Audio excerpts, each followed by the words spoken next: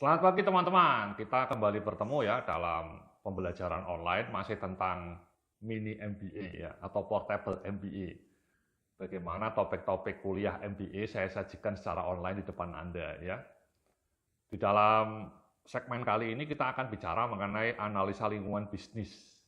Ya, seperti yang ada di layar di depan Anda, judul subtopiknya adalah analisa atau analisis lingkungan bisnis. Bagaimana Anda harus mencoba memetakan lingkungan bisnis di tempat perusahaan atau produk Anda bersaing. Ya. Yang pertama, ketika kita analisis bisnis itu, kita bisa bicara mengenai analisa kompetisi ya. Di slide berikutnya saya ngasih contoh beberapa kompetisi yang legendaris ya. Misalnya antara mobil BMW sama Mercedes-Benz itu kompetisinya sangat legendaris ya. Mereka head to head saling bersaing untuk menguasai pasar mobil premium. Ya, mudah-mudahan someday Anda mobilnya bisa membeli mobil Mercedes-Benz ya atau BMW X3. Oke. Kemudian di slide berikutnya saya juga ngasih contoh rivalitas yang juga sangat seru antara Android ya, iOS Android sama iOS. iOS itu punya Apple. Ya, punya Apple Play Store operating system iOS. Internet operating system kalau punya Apple namanya. Mereka bersaing keras dengan Android ya. Jadi ibaratnya Apple itu punya operating system sendiri ya, HP-nya ya, iPhone. Mereka menguasai pasar premium HP dunia ya. Bersaing dengan semua merek lain non Apple ya, seperti Samsung, Xiaomi, Motorola, Huawei, hingga Oppo dan Vivo itu semuanya pakai Android. Ya, Android punya Google. Ya. Android itu diciptakan oleh dua anak muda keturunan Yahudi ya. Jadi Android itu yang menciptakan orang Yahudi. Tapi sekarang kita semua memakainya ya. Kita semua pakai Android kalau HP Anda Android ya. Itu produk yang diciptakan anak dari Israel. Ya, jadi kelahiran Israel. Kemudian diakuisisi oleh Google. Mereka sekarang menjelma menjadi operating system terbesar di dunia ya. Bersaing ketat dengan Apple. Luar biasa itu ya. Dulu Microsoft sebenarnya punya ambisi mau menguasai operating system mobile. Dulu kan dunia desktop dikuasai oleh Windows.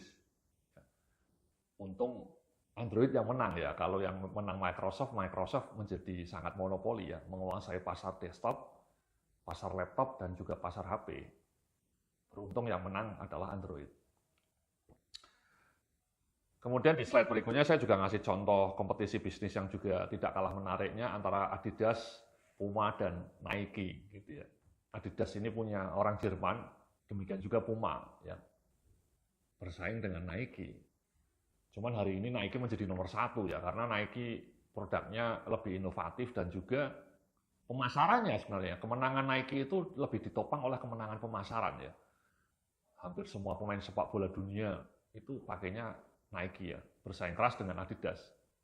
Tapi kalau di dalam bola basket, Nike jauh lebih unggul dibanding Adidas atau Under Armour ya saingannya. Jadi Nike ini fenomenal ya. Mereka dulu tidak terkenal tahun 70-an itu ya. Kemudian menjadi raksasa ketika Michael Jordan dulu ya. Tipping point Nike itu ketika NBA dikuasai oleh Michael Jordan. Ngomong-ngomong Anda sepatunya apa ya? Kalau saya Adidas ya, saya milih Adidas. Saya ke kantor tiap hari ke kantor klien. Pakainya sepatu sport Adidas ya. Saya jarang pakai sepatu kantoran. Enggak, males gitu. Saya pakainya sneaker, mereknya Adidas. Saya lebih suka Adidas daripada Nike ya. Itu mungkin keterikatan emosional saja. Nah, di slide berikutnya saya ngasih pertanyaan kepada Anda nih. Siapa kompetitor dalam bisnis perusahaan Anda? Apa keunggulan produk Anda dibanding pesaing? Jadi coba analisis ya, siapa pesaing Anda sekarang, ya produk Anda itu pesaingnya siapa saja. Dan apa keunggulan produk Anda dibanding pesaing. Ya. Tadi misalnya saya cerita Nike dibanding Adidas, mungkin Nike lebih variatif ya, inovasi produknya ya, dibanding Adidas. Kemudian juga keunggulan marketingnya jauh lebih powerful. Nah, kalau produk Anda seperti apa, keunggulan produknya seperti apa, keunggulan marketingnya seperti apa, keunggulan distribusinya seperti apa. Jadi tidak hanya marketing, tapi juga kekuatan mutu produk, distribusi, harganya juga dibanding pesaing. Persepsi pelanggan terhadap produk Anda seperti apa. Gitu ya. Nah, analisis lingkungan bisnis yang berikutnya adalah analisis tren pasar ya. Anda bisa dilihat di slide 36. Tren pasar.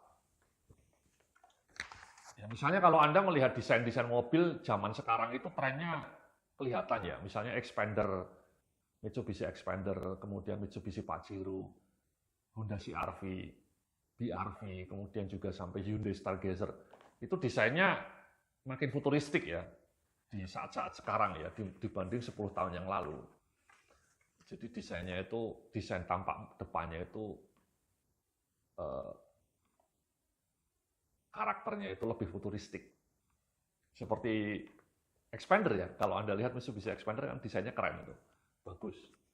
Demikian juga Hyundai Stargazer, ya, mirip. Nah, di dalam bisnis Anda, apa tren pasar ke depannya?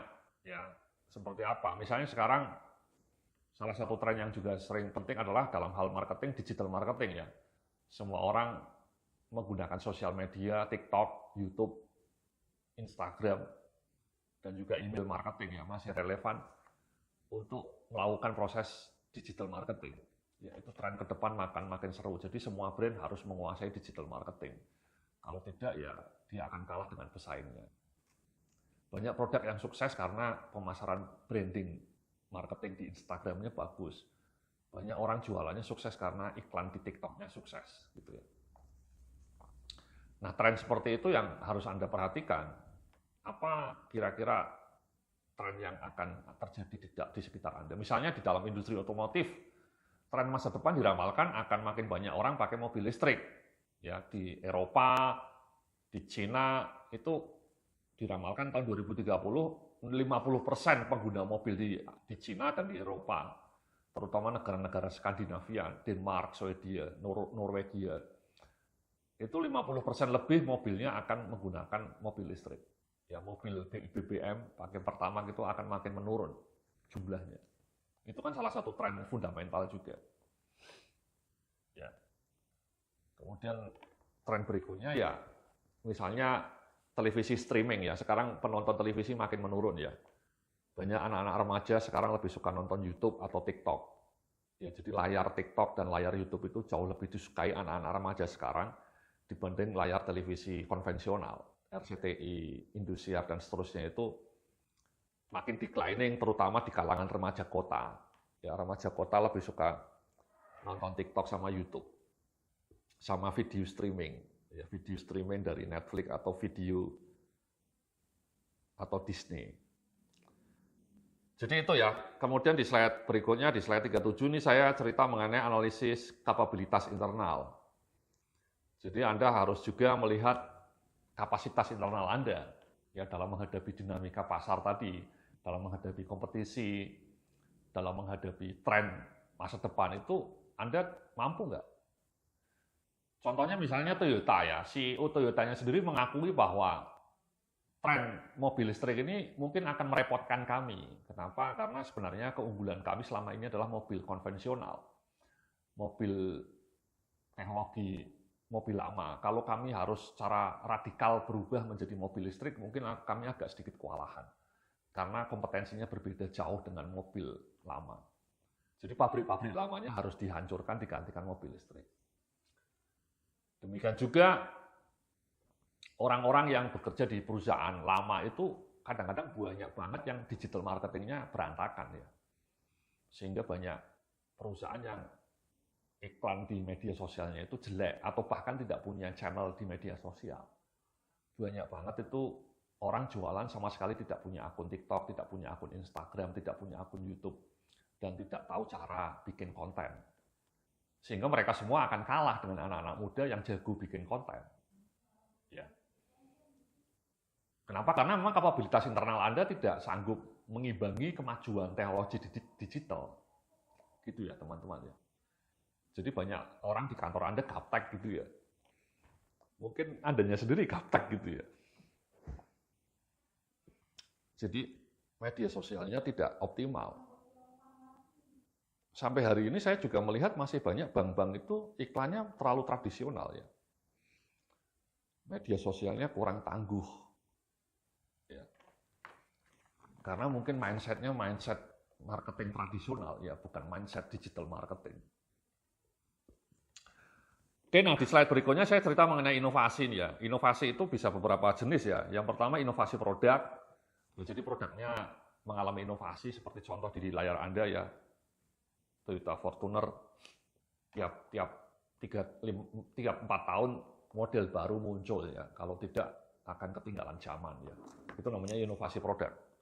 Honda CR-V tiap 4 tahun, 5 tahun berubah modelnya. Atau Honda HR-V. Honda HR-V sekarang modelnya sangat baru. Sepeda motor juga tiap 3 tahun, 4 tahun modelnya ganti. Itu namanya inovasi produk. Kalau tidak ada inovasi seperti itu, ya model mereka akan makin ditinggalkan. Demikian juga HP ya. HP itu tiap 2 tahun ada seri baru. Ya Galaxy S9 sampai sekarang Galaxy S mungkin sudah 22 gitu ya. iPhone sekarang sudah iPhone seri 14. Jadi itu tiap 2 tahun sekali nambah produknya, inovasinya baru. Ya mungkin tidak radikal ya. Incremental namanya. Incremental itu ya misalnya iPhone itu mungkin peningkatannya memorinya, kekuatan kameranya, kemudian kekuatan baterainya. Tapi tidak ada yang radikal. Inovasi radikal handphone itu terjadi tahun 2007 ketika iPhone pertama kali keluar ya. Itu benar-benar revolusioner itu, tahun 2007 ya. Puluhan tahun yang lalu itu iPhone pertama kali dirilis itu revolusioner. Itu banyak orang tercengang karena betul-betul berbeda sangat dramatis dengan handphone generasi punya Nokia, punya BlackBerry. Waktu itu HP semua ada tombolnya. Ya, kalau Anda ingat ya, BlackBerry ada tombolnya, Nokia ada tombolnya. Kata Steve Jobs, ngapain ada tombolnya, hilangkan saja. Sehingga semua HP sekarang itu sebenarnya prototipe awalnya mirip dengan iPhone pertama itu. Ya saya ingat itu teman saya beli itu saya tercengang gitu ketika swipe layar. Sekarang mungkin kita taken for granted ya, kita merasa HP sekarang ini ya pasti bisa di swipe lah. Dulu pertama kali tahun 2007 saya itu tercengang gitu ketika pertama kali melihat HP bisa di swipe itu. Itu revolusioner. Karena sebelumnya HP saya Nokia, HP saya BlackBerry nggak bisa di swipe gitu, nggak bisa layarnya disentuh-sentuh, ditutul tuh nggak bisa klik and tap nggak bisa, harus pakai tombol gitu ya. Nah itu semenjak tahun 2007 sampai hari ini, ya tahun 2023, itu tidak banyak perubahan yang berarti sebenarnya handphone itu ya, semua mirip seperti iPhone pertama itu, hanya kapasitas microprosesornya ya makin gahar ya. Sekarang mungkin sudah 8 GB, 12 GB kecepatannya, RAM-nya tinggi. Tapi bentuk dasar HP itu mirip dengan HP iPhone pertama tahun 2007. Oke, jadi itu inovasi produk ya. Ya saya ngasih contoh yang berikutnya nih di halaman 39, ya kopi Torabika ini juga inovasi yang incremental lah menurut saya ya, bukan radikal ya. Incremental itu ya bentuk dasarnya masih sama kopi, tapi tinggal dikasih creamer gitu ya. Jadi lebih enak gitu ya. Dulu saya suka beli ini dulu ya, 10 tahun yang lalu. Sekarang saya minum kopinya langsung aja, bikin sendiri. Beli creamer sendiri, beli kopi sendiri. Kopi saya Nescafe, ya, Nescafe bubuk itu. Saya campur creamer. Kemudian yang berikutnya, di halaman berikutnya adalah inovasi produk yang juga legendaris. Ya, ini mobil Tesla, Anda bisa lihat itu salah satu inovasi yang legendaris menurut saya. Radikal ya. Karena betul-betul berubah total dari mobil lama ya. Jadi listrik itu amazing ya. Banyak yang komentar yang punya mobil listrik, sekarang banyak ya Hyundai Ioniq. Itu laku untuk lumayan. Para pemakainya bilang, luar biasa ya, nggak ada suaranya ya. Nggak ada suara mesinnya. Jadi seolah-olah berjalan senyap. Mereka happy tuh, ya rata-rata yang beli mobil listrik di Jakarta itu happy.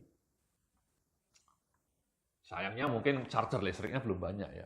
Nanti kalau makin banyak, mungkin saya akan beli juga ya. Yang keren itu kalau kemudian rumah kitanya juga pakai solar panel. Jadi tiap pagi atau tiap 2 hari sekali kita ngecas mobil kita gratis.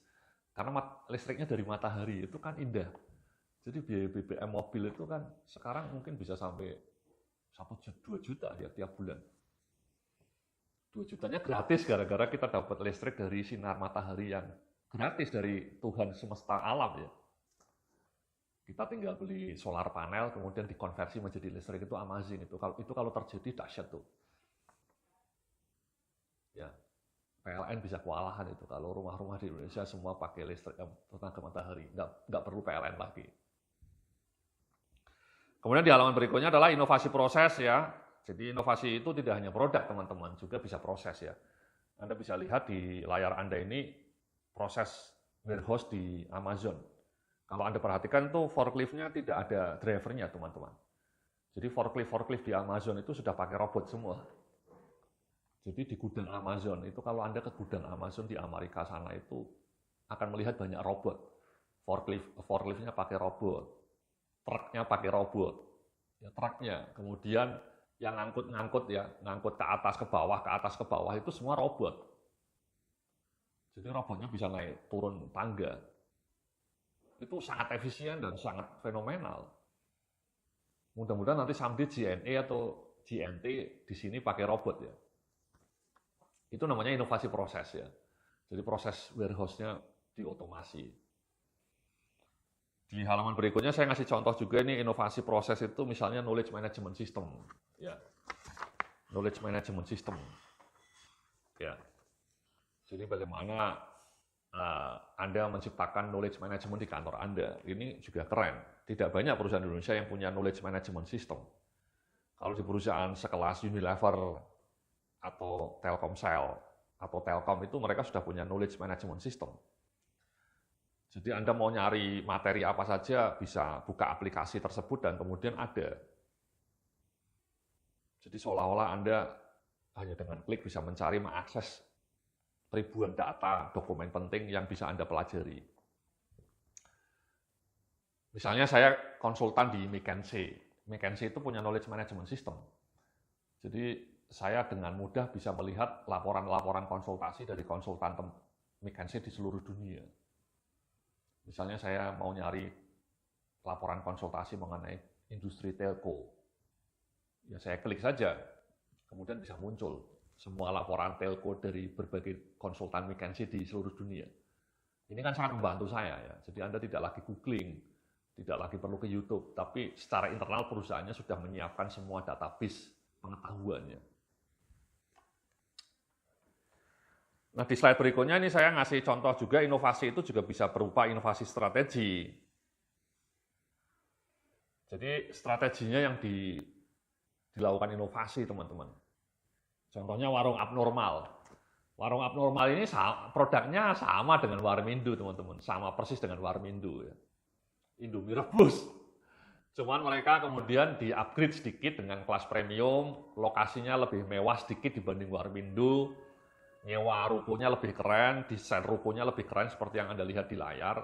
Namanya kekinian warung abnormal. Dan kemudian buka di dekat-dekat kampus gitu ya. Sehingga sekarang ya rame. Mostly di Bekasi, saya lihat warung abnormal ya rame juga. Di Jakarta rame. Jadi ini sebenarnya inovasi strategi ya, bukan inovasi produk karena produknya sama, Indomie rebus. Bukan inovasi proses ya. Prosesnya sama, merebus Indomie di mana-mana sama gitu. Tapi inovasinya strategi, jadi branding strateginya itu lebih ke arah premium. Ini mirip dengan kopi kenangan. Kopi kenangan itu ya produknya sama, kopi gitu ya, paling dikasih gula aren. Tapi kemenangan mereka, keberhasilan kopi kenangan itu menurut saya adalah inovasi strategi. Strateginya apa? Ya mengambil segmen kelas menengah. Ya, di-upgrade dari kelas bawah sedikit menengah ke atas, tapi tetap harganya terjangkau dan gerainya ada di mana-mana, mudah diakses, mereka juga bisa pesan pakai aplikasi, aplikasinya mudah, bisa pesan pakai GoFood.